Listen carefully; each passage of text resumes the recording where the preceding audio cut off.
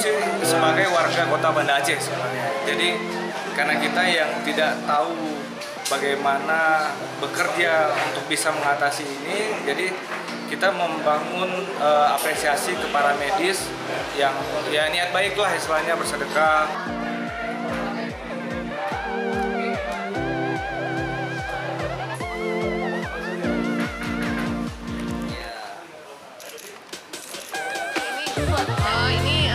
Dari roster untuk para relawan, kebetulan kita di BPBA Badan Penanggulangan Bencana membuka posko untuk penanggulangan corona ini.